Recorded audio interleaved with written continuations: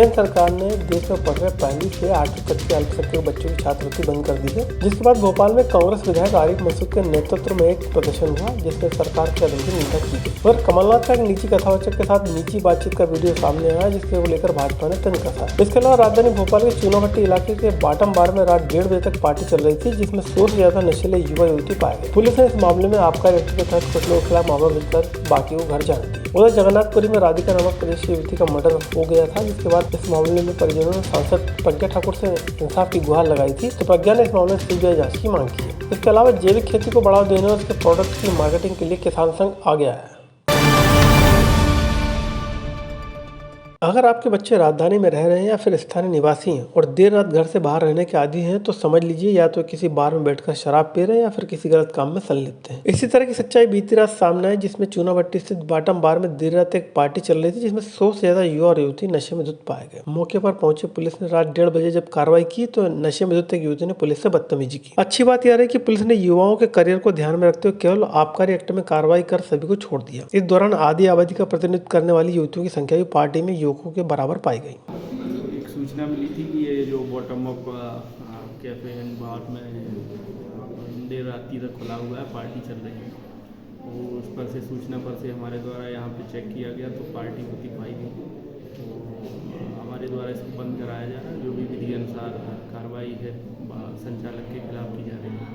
एक पार्टी था जिसमें काफ़ी जो लड़के लड़कियाँ थे बर्थडे सेलिब्रेट करने के हिसाब से आए हुए, तो टाइमिंग 1:30 बजे के लगभग चलता हुआ पाया गया, उस वजह से कार्रवाई। उधर कमलनाथ द्वारा एक निजी कथावाचक से बातचीत का एक निजी वीडियो सामने आया, जिसमें उन्होंने राहुल गांधी के महाकाल दर्शन तक की यात्रा के दौरान किए गए इंतजामों को लेकर बातचीत घरेलू अंदाजे में की, तो बीजेपी को इस पर मौका मिल गया। इसके बाद गृह मंत्री नरोत्तम मिश्रा ने नाथ पर तंज कसा है, जिसमें आप कह रहे हैं कि हम 7 दिन से मर रहे हैं। मैंने ये भी सुना कि कैसे उन्होंने अपनी शर्तों पे प्रोग्राम में टंटिया मामा के यहाँ, बाबा महाकाल के यहाँ, अन्य जगह जाने के लिए आपसे जुड़वाया।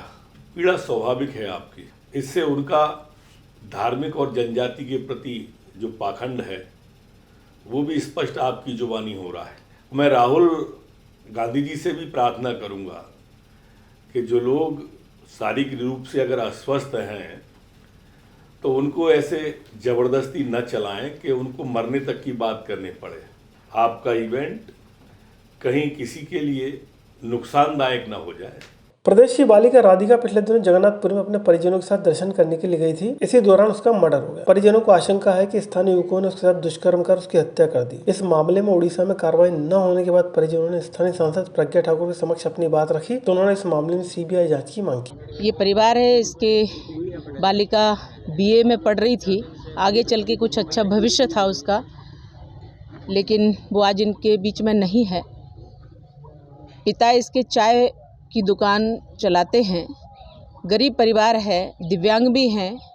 सामाजिक काम में, अन्य रचनात्मक काम में लगे तो अच्छा लगता है, लेकिन चूंकि उनकी परिस्थिति इस प्रकार की है और ये अचानक आ गया है इतना बड़ा कष्ट उनके ऊपर, तो ये संवेदना पैसे से पूरी नहीं हो सकती, परंतु एक जो आर्थिक सहयोग की आवश्यकता है तो उनको मैं कर रही हूँ। प्रदेश में जैविक खेती को बढ़ावा देने किसान संघ और उड़ान NGO मिलकर आ गया है। को लेकर जल्द ही राजधानी में कार्यक्रम होने जा रहा है, जिसमें जैविक खेती के तरीके, लाभ और जहर मुक्त खाने पर चर्चा होगी। उड़ान संस्थान की मान से जैविक खेती और इससे उत्पाद को प्रमोट करने के लिए इस कार्यक्रम को किया जा रहा है। समाज की जो थाली है, जहाँ पर भोजन किया जाता है, भोजन में जहर मुक्त, थाली में जहर मुक्त भोजन पहुँचे, उसी को लेकर हम भोपाल के साथ ही इससे पहले हम इंदौर और देवास में इस तरह का कार्यक्रम किया है। अब चाहते हैं कि भोपाल के लोगों तक भी जैविक पहुंचे। जैविक उत्पादक बहुत सारे जैविक उत्पादन कर रहे हैं, लेकिन उन्हें यह नहीं पता है कि बेचना कहाँ है। तो हम चाहते हैं कि डिमांड एंड सप्लाई के बीच की एक पूल, एक चेन क्रिएट हो। उसी उद्देश्य को लेकर यहाँ जो लोग सहभागिता करना है, जो विजिट करना है, जो भोपाल के लोकल लोग रहेंगे, स्थानीय लोग रहेंगे, उन लोगों को पता लगे कि कहाँ कहाँ जैविक रहेगा।